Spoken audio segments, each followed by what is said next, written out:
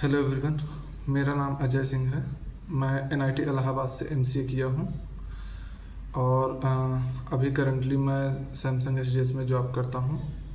और मैंने भी आप लोगों की तरह रामानुजम एंट्रेंस क्लासेस में प्रिपरेशन की है। आज मैं आप सभी को कुछ इम्पोर्टेंट बातें शेयर करना चाहता हूँ जो कि आपके अपकमिंग एग्ज़ाम से रिलेटेड होंगी।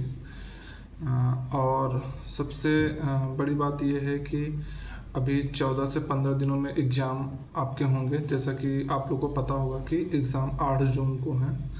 तो अभी सबसे ज़्यादा इम्पोर्टेंट चीज़ें ये हैं कि हम सबसे ज़्यादा जो डिस्ट्रैक्ट होते हैं कि आने वाले समय में क्या होता है कि जैसे जैसे एग्ज़ाम नज़दीक आते हैं तो हमें लगता है कि हम खुद से सेल्फ स्टडी करके चीज़ों को मैनेज कर सकते हैं। बट ऐसा होता नहीं। एक्चुअल में सीन ये होता है कि जब हम अपने से ट्राई करते हैं पढ़ने की तो 1-2 दिन तो फोकस अच्छे से मेंटेन हो जाता है। बट नेक्स्ट 2-3 दिन बाद ऐसा होता है कि हम वो चीज़ें मैनेज नहीं कर पाते हैं रेगुलर बेसिस पे, तो चीज़ें फिर मिस होने लगती है। तो इस टाइम पे हमें ये करना चाहिए कि ज़्यादा से ज़्यादा जितना हो सके हम कोचिंग जाने की कोशिश करें और जितना हो सके हम सर से मतलब डिस्कस करें चीज़ों को लेके कि कैसे चीज़ें क्या करना चाहिए इन 10 से 15 दिनों में कि हम अच्छा से अच्छा रिज़ल्ट ला सकें। क्योंकि देखिए आप लोग ऐसा है कि अब कोचिंग में हैं तो ये तो फिक्स है कि कहीं ना कहीं आपको एनआईटी मिलेगी, लेकिन आप अगर अपने आप को बेटर बनाना चाहते हैं, अच्छी से अच्छी रैंक देना चाहते हैं, तो आपको ज़्यादा से ज़्यादा कोचिंग में आना पड़ेगा अभी के टाइम में। क्योंकि अगर आप जितना ज़्यादा वहाँ पे रहेंगे तो आप उतना ज़्यादा मोटिवेटेड रहेंगे और ख़ुद को बता पाएंगे कि एक्चुअल में आप खुद को मतलब बता पाएंगे कि क्या आपको करना चाहिए, अभी क्या करना है आपको, इस टाइम पे कौन सी चीज़ें हमें पढ़नी चाहिए, कौन सी चीज़ें हमें नहीं पढ़नी चाहिए। और हो सके तो रिवीजन पार्ट ज़्यादातर कवर करिए। जो भी आपने पहले पढ़ा हुआ है उसको रिवाइज करिए। कुछ नया ऐड करने की ज़रूरत नहीं है आपको। जितना भी आपके पास है वो इनफ है।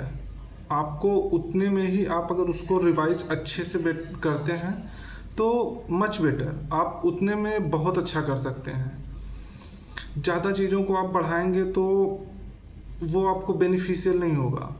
आप कोशिश करिए जितनी चीज़ें हैं उसी को आप यूटिलाइज़ करिए और जितना ज़्यादा हो सके आप कोचिंग में रहेंगे तो उससे आपको कोई भी डाउट्स आता है, कोई भी फ्रस्ट्रेशन आता है तो सर उसमें इतना मोटिवेट करते रहते हैं कि मतलब आपको लगेगा ही नहीं कि मतलब समय कैसे निकल गया और आपकी तैयारी इतनी अच्छी हो गई।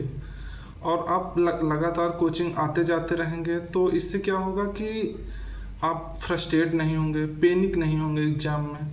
सबसे ज़्यादा ज़रूरी बात ये कि आप वो 2 घंटे एग्ज़ाम में कैसे मतलब कैसे अपने आप को एग्ज़ाम में बैठ के आप क्या करते हैं। एग्ज़ाम जैसे कि आपको पता है कि वो 2 घंटे बहुत ज़्यादा फ्रस्ट्रेटेड होता है, बहुत ज़्यादा पैनिकफुल होता है। लोगों को जैसे एग्ज़ाम स्टार्ट होता है तो कुछ लोगों को लगता है कि अरे ये नहीं मिला, ये प्रीवियस ईयर का नहीं है, ये तो लगेगा ही नहीं। बट ये चीज़ें आपको नहीं सोचनी है, आप बस देखते जाइए। जैसा कि 70 मिनट मिलते हैं मैथ्स को आप लोगों के लिए, तो आप कोशिश करिए कि जो मैथ्स वाले क्वेश्चन हैं उनको पहले एक बार आप देख लो स्टार्टिंग से लेके एंड तक जो भी है। अगर आपसे हो रहा है तो ठीक है, ये फर्स्ट टाइम में। देन उसके बाद जितने क्वेश्चन हुए, मान लो अगर फर्स्ट अटेम्प्ट में आपने 10 ही कर पाए, कोई दिक्कत नहीं, आप फिर से अटेम्प्ट करिए उसको। आपको फिर जब अटेम्प्ट करने जाएंगे तो आपको फिर से 8-10 फिर से मिलेंगे। ऐसे करते करते आप अच्छे मतलब 30-35 आराम से मैथ के निकाल लेंगे। तो कोशिश करिए कि मतलब जितना हो सके आप टाइम को यूटिलाइज़ करिए। और बाकी चीज़ें तो सारी सही हैं, कोई दिक्कत की बात नहीं है। बट हो सके तो प्रीवियस पेपर वगैरह वो सब बता देते हैं कि क्या कैसे करना है।